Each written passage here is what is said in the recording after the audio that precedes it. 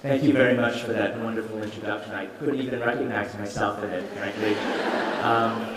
As a teacher, I know that at this time of day, it's getting close to that hour, recess, lunch, and I'm going to try to get through my presentation as quickly as possible.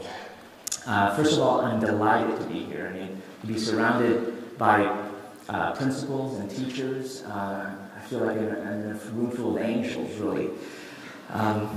I want to talk to you today about citizenship and my personal journey. And I'm going to do this in 6 acts. I'll start off with context, give you the story, elaborate on the story that Serena talked about briefly, focus on giving back, define for you what citizenship means to me, focus on responsibilities, and tie up some loose ends in concluding remarks. So let's start. On August 11, 2009, the incomparable John Switzer asked me to join you today, and little did I know I'd be in this room, but that was really more planning than the U.S. invasion of Iraq. And we know this because it wasn't accomplished. I can say this with some authority because I actually teach junior military officers on how to rebuild countries after conflict.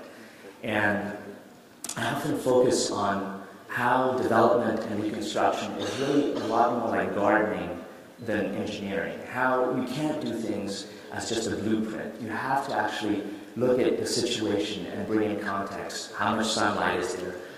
How much rainwater is falling? And change your course of action accordingly.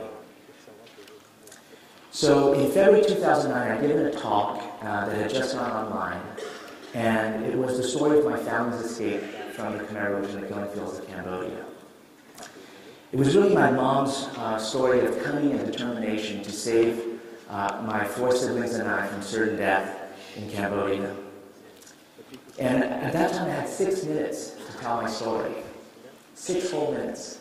Today I've got a little more time, and I want to focus in a little more on the details and give you a wider scope on what citizenship means in that context. The great thing about that talk was my mom was actually there. She took a bow and received a standing ovation from the audience of 800, which included my wife, 8 months pregnant at the time, and some illustrious guests in the audience. I suspected at the time that she was getting on with age, and it might be the last opportunity I'd have to go on a long trip with her. I surmised that it might be a few years still, but in fact, 7 short months later, she passed away. And it was wonderful for me to have the opportunity to give her thanks in public in that way. And now I wanted to focus in on what legacy she left. She had lost her husband, my father, to the Khmer Rouge. She lost her firstborn, my oldest brother. And I wanted to see what story of citizenship I could share from that experience. So let me get into that story. As I mentioned, we're originally from Cambodia, but my mother was actually of Chinese ancestry. She was Hokkien, and they apparently make good noodles. She was also Cantonese, and they have great opera. She grew up a pretty privileged life. She is on the left-hand side there in a bikini. Her sister in the black swimming suit is actually living in California these days. Here she is holding an umbrella with a niece of hers whose mother was living in Vietnam. My father was also of Chinese ancestry. He came from an area called Tu Chau, which has great porridge and also good opera.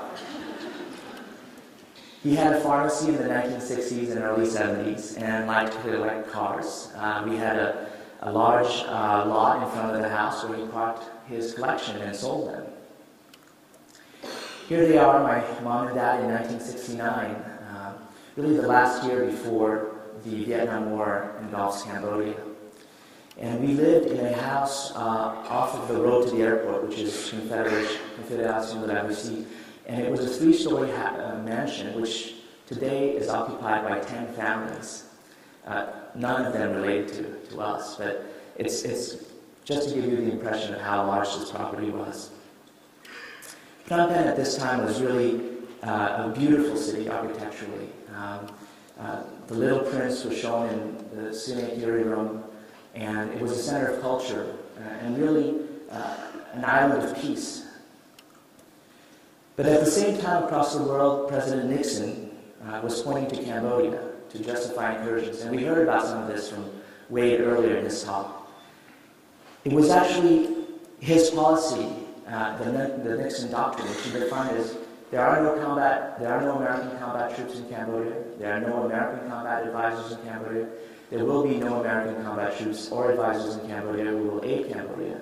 Cambodia is the Nixon doctrine in its purest form.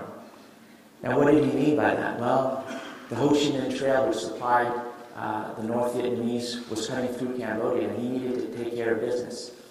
He had, some people say, a madman's theory of war, how to essentially scare the Vietnamese by bombing Cambodia. And he did this with B-52s, which dropped their payload on Cambodia viciously. The total tonnage of bombs exceeded all of World War II Europe, including Hiroshima and Nagasaki. In fact, the equivalent of 5 Hiroshimas fell in Cambodia. So on April 17, 1975, Phnom Penh falls to the Khmer Rouge, who enter victoriously. And actually the mood is pretty celebratory. I mean, the country's been at war for at least 5 years, and finally peace has arrived. How could anything be worse than what's happened in the last half-decade? They're young people, often farmers, but the violence begins immediately, and they start to evacuate what had resulted in 2 million people in Phnom Penh. A lot of refugees and displaced persons had come to Phnom Penh for safety, and in 3 days they needed to remove everyone from the city, including my parents, my siblings, and I. So the mass exodus began. 2 million people had to move into the countryside, and they were led by these young boys and girls and boys who could have been, in another time and age, I think, IB students somewhere, had they had the opportunity or had circumstances been different. They were led by the Khmer Rouge leadership. On the left there is Pol Pot, who were educated, some of them in France, engineers, Marxist economists, Ph.D s, but they had ideas that coincided with Marxism and communism brought to a new level for Cambodia. Cambodia at this time became a nightmare. Once upon a time, there was a regime so evil that it created an anti-society where torture was currency and music, books, and love were abolished. This regime ruled for 4 years and murdered nearly 2 million of its citizens, a quarter of the population. That's 1 in 4 persons dying as a result of this. But 2 million is a really large number, and I don't think it's really understandable, frankly. So I want to bring it down a notch. I want to show you a place called Tuol Sleng in Phnom Penh, a torture center where up to 16,000 people died.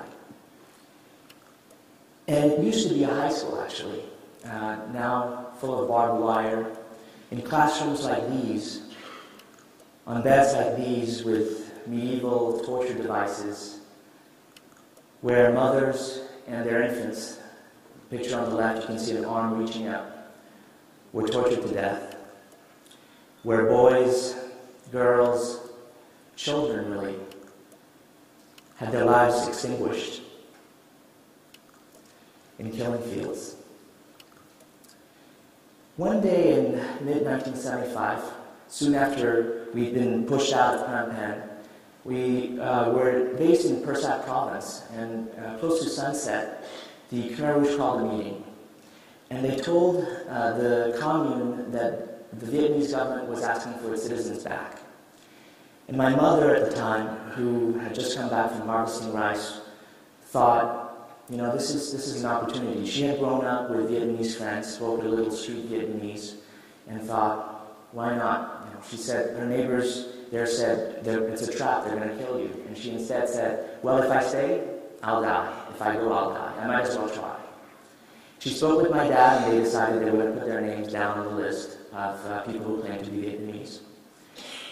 And really, on the third day of the journey, a few months later, as fake Vietnamese, my father, actually, who had been suffering from malnutrition and dysentery, passed away. It was actually a merciful death because he didn't speak any Vietnamese, and I don't know how he could have pretended to be Vietnamese. But we were very lucky because in 1975, late 75, early 76, Pol Pot was having all sorts of internal political struggles in his party, and he had decided that he was going to let the Vietnamese leave if they wanted to. He was going to allow this. And if it had been done earlier or later, it would have been a trap. It would have been a way for them to figure out who was the enemy, because the Khmer Rouge did go to war with Vietnam shortly thereafter. So we're taken to the border with Vietnam, and there's a language exam administered. And my mother had to rename all of us with Vietnamese names. And language became a passport for her to freedom, but not without some trials. Just before the exam, she met a Vietnamese lady who had been married to a Cambodian army officer, who said to her that the names she'd given to the boys were girls' names, and the girls had been given boys' names. And over the course of the next 3 days, this Vietnamese lady tutored my mother, drilling her in Vietnamese to get through the exam. She was the first citizen or Good Samaritan in our journey.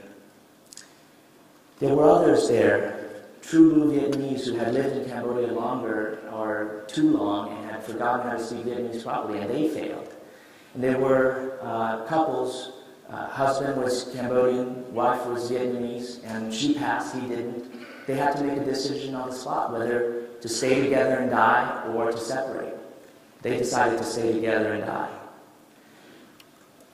So my mother manages to save myself and my 4 siblings and bring us to Vietnam, but that's not the end of the story, because they take us to Hong Nu in the Mekong Delta. And in Hong Nu, they tell us that we've got 7 days in this detention center to find a relative, to rescue us, to claim us, basically. Otherwise, we'll be taken to a new economic area, another kind of commune, perhaps one step up from the Khmer Rouge. And in the pocket of my father, before he passed away, was the address of my aunt in Vietnam. He had been buried with it, so we had no way of contacting my aunt and telling her we'd arrived. But one day, I guess in the middle of the 7 days, my mother went to the market and found a lady who knew her and who knew our relatives, and she sent word somehow to my aunt and her husband, my uncle, to come down, and he took the journey down. On the last day he got there, it was a 24-hour journey, and he arrives in the middle of the night, the day before we were about to be taken away, and bribes the guards to get us out. And in 1978, they are attending a wedding for one of their children here. My mom has thinned considerably, as you can see. My uncle and aunt in the picture, and me. We're rambunctious, as you can see. But Vietnam was not to be our final destination. I mean, it was just a place for safety. And we needed to get out, but Vietnam didn't have diplomatic relations with the United States anymore, having ended the Vietnam War. So the only option was France. And we had a cousin in France who was a starving student. And he didn't have any means to really help us, and he didn't have the same last name to really sponsor us. But one day, in desperation, he bumped into a Frenchman, a chain-smoking Frenchman, who decided for whatever reason to take on our cause, another Good Samaritan. He found a family, maybe looking through a phone book, a woman who had the same last name as my mother, and convinced her, cajoled her really, to sign some papers claiming to be related to us. These papers got lost, and he had to forge her signature, but he really went out of his way. He jumped a gate at the Ministry of Foreign Affairs to go in after closing hours and demand something be done. By his watch, it wasn't yet closing time. Here's an actual document from the Ministry of Foreign Affairs. It's our family status file, and it says at the bottom, while you can't read it, that my father died in July 75 in Pursat Province. and it's from the Office for the Protection of Refugees and Stateless Persons. So we get to France, and I grew up a French boy. I've got an interesting story to tell. I was in kindergarten, and the teacher kept sending notes back to my mother in French, and she didn't read any French, so she kept throwing them away. It was a note about, why is your son not wearing underwear? And it wasn't because she didn't know that I needed to wear underwear. It was because we couldn't afford underwear. I mean, and when she finally accosted my mother one day, my mom told her we were just too poor, we were refugees, and bags of clothes started coming in after that to our door. They rallied around the community and collected some used clothes for us. So we were really lucky. Here's my sister and I. At one point during the 7 years in France, things got so bad that we actually ended up living with a foster family. But it was foster care the French way, which was we didn't actually become legally part of this family. They just had gone to church. Air France pilot had told her about the plight of Cambodian refugees, and these two families had said, okay, we'll take one child, and I end up with the Enfries. My sister ends up with the Audrin, and it's an incredible experience because they did everything for us, but they never signed they never had to sign any papers. They never took any money. They just took care of us, and every other weekend we'd come home to our mom. In '85, my California aunt visits. She's the second from the left there, and decides that we've got to go to the U.S. Things are getting too desperate in France for us, and our journey begins again. We pack up our bags, and in October of 1985, this is the actual ticket. We fly to San Francisco on a Pan Am flight, and I start a new life in America. And times are hard in America. I mean, this is where my mom actually worked. And it was a sweatshop in Oakland, California, in Chinatown, where she made clothes on labels like Jessica McClintock and on dresses we could never afford, frankly. But she had to do, and she had to make ends meet. We lived on welfare and food stamps, frequenting pantries. And I started junior high school in 1986, January of '86, as a 10-year-old. 7th grader at Willard Junior High School, where I began learning English in ESL courses. And it was a great experience. I have to say, I wrote letters to Ronald Reagan because I wanted to tell him about communism and stopping communism and such. But to get ready for Berkeley High School, which would be 9th grade, I needed to choose some classes. And in this cafeteria, which looks much better than it used to when I was there, we were there to select courses, and one of the persons there was a tutor from Willard Junior High School, a Chinese-American young woman who had been who was a student at UC Berkeley, and for whatever reason, she took care and decided to take a look at my schedule, and she said, "You're taking ESL again in 9th grade." She said that if I continued doing ESL, I wouldn't be able to take regular English courses, and I wouldn't be able to meet the A through G requirements of the University of California or the Cal State University system. And for whatever reason, I took her word for it and asked to be taken out of ESL. It required my mother to come in and sign papers because you couldn't just leave by asking for it. So this one person decides to go out of her way, this tutor, and she is another good Samaritan in my life. So I ended up at the University of California, actually, as a 16-year-old at Berkeley. But it's not because I knew I could get in. It took the intervention of an administrator who gave me the confidence to apply to that school. I mean, it's the top public university in the world. Berkeley was if you're bored with Berkeley, you're bored with life, as they say.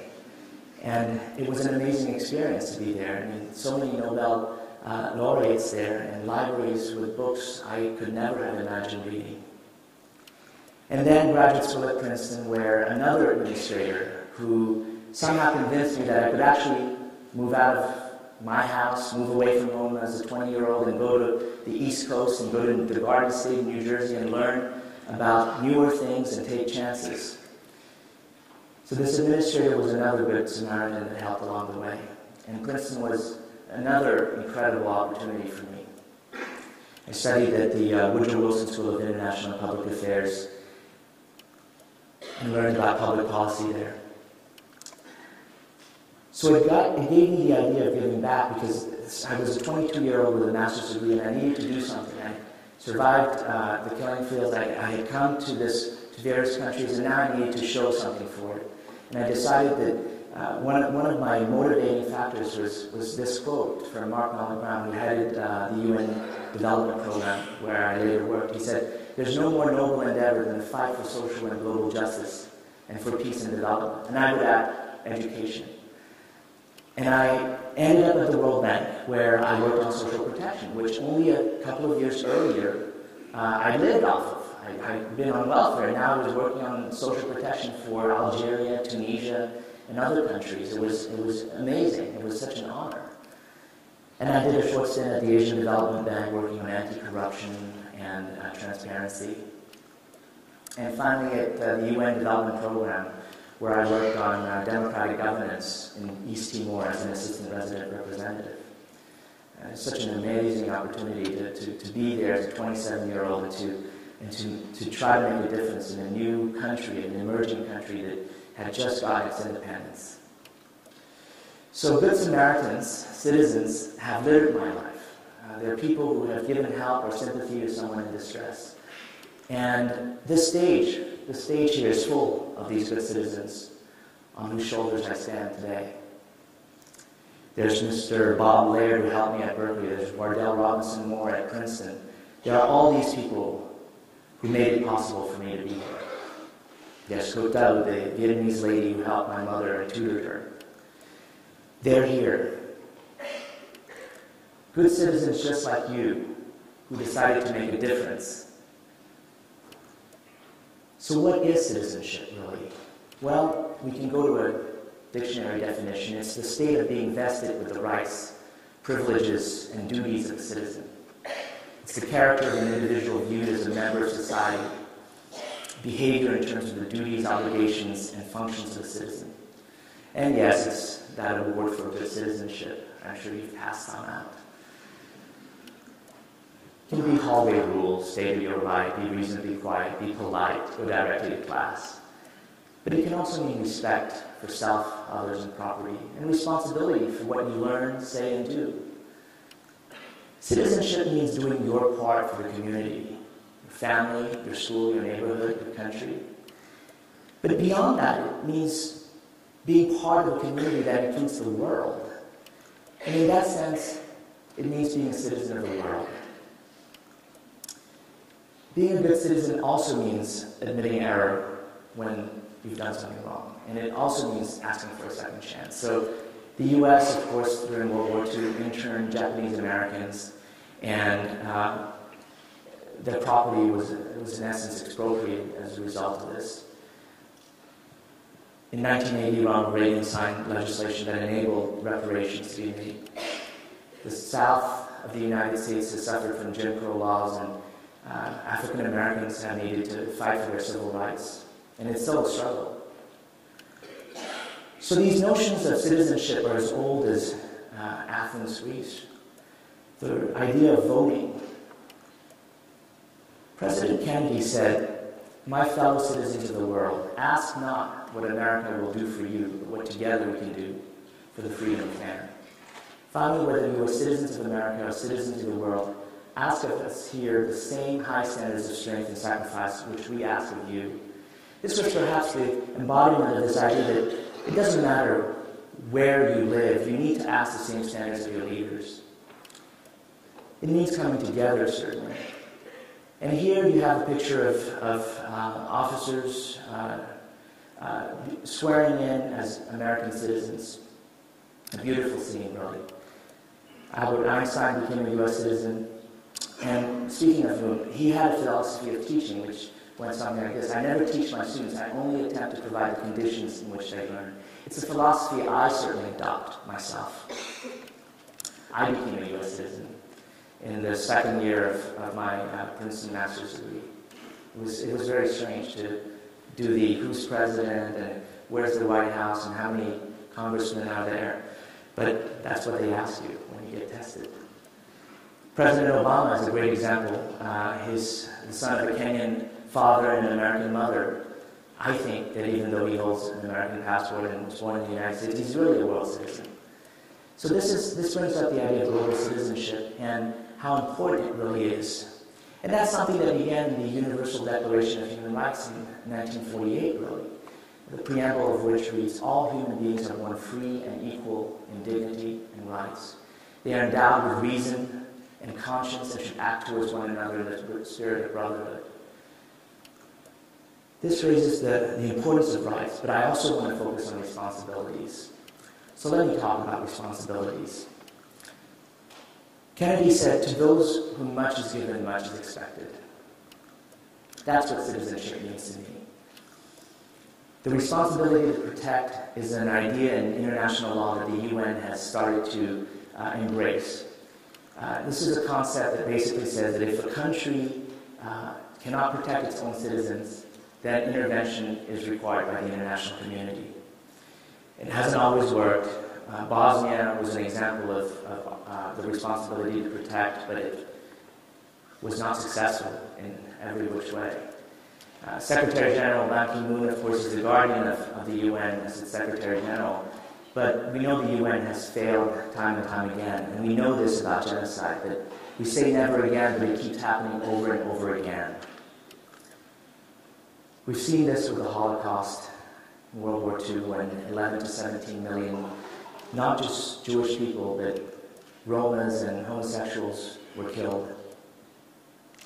We've seen this in Rwanda, when 800,000 to 1 million Tutsis were killed by Hutus, and are still suffering to this day. We see this in Bosnia, the first genocide in Europe since World War II. 200,000 plus were killed. In Srebrenica, 8,000 men and boys were slaughtered, despite a no-fly zone, despite a safe zone being declared. And most recently in Darfur, where 300,000 plus have perished and are still suffering. If we are citizens of the world, the local becomes the global, and what happens in Darfur happens to us. It really has to come down to that. We have to understand that just because it's the other side of the world, it could happen anywhere, and we have to stand up as a result of this. But you don't need to look at the other side of the world. You just need to look in our own region. In Vietnam, Father Lee was physically muzzled in a court proceeding when he screamed, "Down with the Communist Party." He was sentenced to several years prison term and was only released when he suffered a stroke, a very debilitating stroke. In North Korea, starvation is a daily occurrence. These images remind you not only of Nazi Germany, but of Cambodia, concentration camps, prison camps, where North Koreans die every day. And in Burma, monks have been killed and maimed. And in Tibet, we know what happens there. And of course in Cambodia, as recently as 2 years ago, this scene here of beatings of monks for protesting. In 2003, a very dear friend of mine named Rhapsody was shot to death in broad daylight in front of the market. He had been a parliamentarian in the first government, and he was the nicest man possible. I mean, you couldn't have found a more gentle person. And for him to have been shot, essentially assassinated, was really a disgrace. He had a funeral befitting of someone of his stature. Thousands of people came out. But the only justice rendered was a couple of guys were rounded up and accused of trying to steal his cell phone or stealing his cell phone. And it was a botched robbery attempt in broad daylight. Very not credible, really. Our role as educators is really to give education to future leaders. And in IB operates in 27 countries in Asia, across 460 schools. This is a responsibility that we hold, that you hold, all of us here in this room, dear. This responsibility for leadership. Except for North Korea, every other country I've mentioned has IB schools. This burden of leadership is heavy, but it has its rewards. The world is in your hands, literally, because these young people are going to be the leaders of tomorrow. So let me wrap up by tying up some loose ends. In 2004, I was honored to have raised enough money to build a school in honor of Amrati, my friend who was assassinated, and it's called the Japan Class School. It was needed because the students in that village needed to walk 2 hours to get to school, and you can imagine what that leads to. They don't go to school. And it opened in 2004, 5 classrooms. On the opening day, we distributed some gifts. And in December 2010, this was the scene. It's still operating, thankfully. And these pictures of bookshelves I had ordered in memory of my mother were taken, and you can see they're barren. There's nothing in there. I managed to get some books in there, but it's still pretty empty. To explain the torture center I talked about earlier in my talk, the head of that torture center is a man by the name of Doi.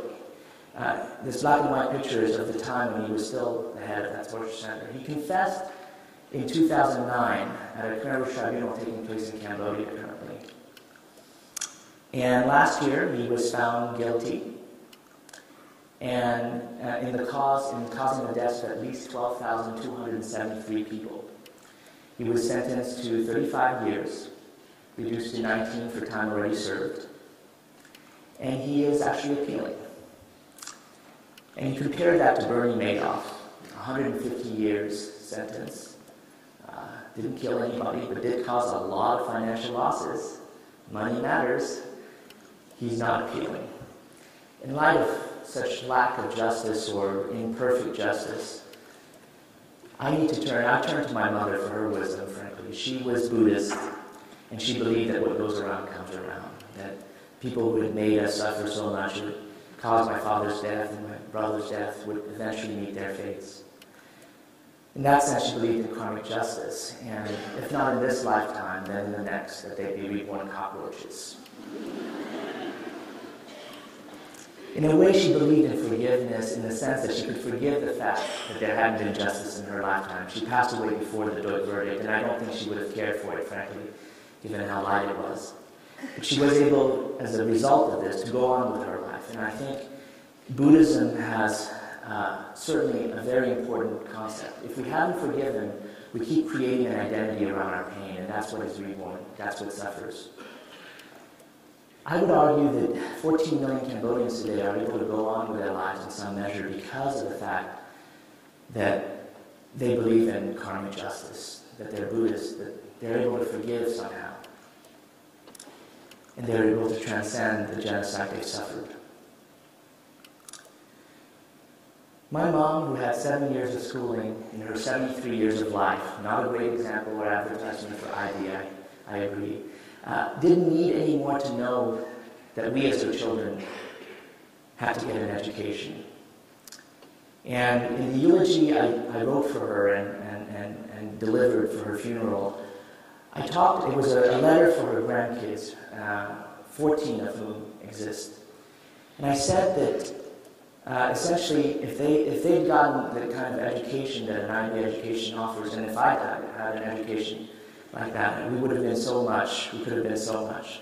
The Talmud says that whoever saves a life saves the world entire. The Chinese have a similar proverb: whoever saves a life is responsible for that life. And I told the grandkids that they were responsible. My mom was responsible certainly for my life, giving birth to me, but twice over for having saved me from the Khmer Rouge. And in that sense, she's of course responsible for my son's life. He was born in March 2009, the month after I gave my TED talk at Long Beach. And I don't know where Mom is right now, but I'm sure she'd be proud that my daughter will be arriving any day now, and that she's helped bring new hope into the world as a result. Thank you.